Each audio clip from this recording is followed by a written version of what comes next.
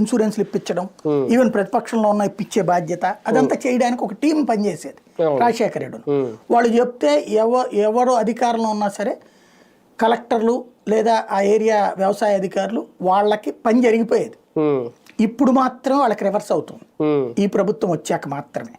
గతంలో అయితే 2014-19 కూడా ఇబ్బంది పడలేదు.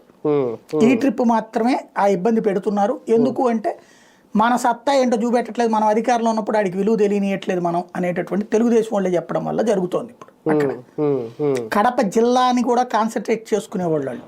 చూడండి, అనేక ఇండస్ట్రీస్ అక్కడికి పెట్టించుకోలేదు వాళ్ళు కావాలని చెప్పేసి. జగను ఎవడన్నా పెడతానన్నప్పుడు అక్కడ తీసుకొచ్చి పెట్టమంటుంటాడు కొన్ని కొన్ని. ఇప్పుడు చంద్రబాబు గారు అమరావతిలో పెట్టమనేవాళ్ళు, కుప్పంలో పెట్టమని అడగలేదు కదా. మైక్రోసాఫ్ట్ కుప్పంలో పెట్టమని అడిగారా? లేకపోతే గూగుల్ని తీసుకొచ్చి కుప్పంలో పెట్టమని అడిగారా? అడగలేదు కదా. ఆయన హైదరాబాద్ మీద కాన్సన్ట్రేట్ చేశారు. వీళ్ళు కూడా అట్లాగా అన్నీ పెట్టమని అడగలేదు కానీ ప్రతిదీ ఇక్కడ ఆంధ్రాలో 2-3 చోట్ల పెట్టాలనుకున్న వాళ్ళ ఒకటి తెచ్చి అక్కడ పెట్టమన్నారు. అలాగే ఇండస్ట్రియల్ జోన్ కూడా పెట్టుకొచ్చాడు కదా కడప జిల్లాలో. అట్లాగా తను చేసుకుని వచ్చాడు. ఇటు చంద్రబాబు గారు ఎప్పటి నుంచినో ఆయనకి ఎదువరకు మనోహర్ నాయుడునో ఎవరు ఉండేవాళ్ళు పిఏ, అక్కడే ఉండి చూసుకునేవాళ్ళు.